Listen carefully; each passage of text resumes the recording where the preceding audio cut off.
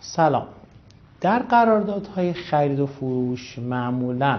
فروشنده و خریدار بندی رو در قرارداد ذکر میکنن که در اون اومده در صورتی که مال موضوع معامله مستحق للغیر در بیا، فروشنده با پرداخت 20% یا 30% از ثمن معامله میتونه تعهدش دیگه انجام نده.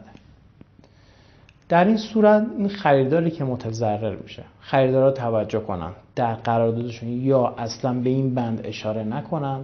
یا اگر این بند رو در قرارداد ذکر کنن حتما در اون قید کنن که فروشنده متعهد است در صورت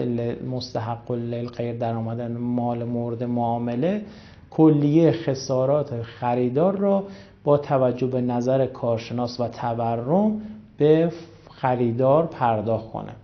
در این خصوص هم رأی وحدت رویه‌ای داریم که در کپشن بهش اشاره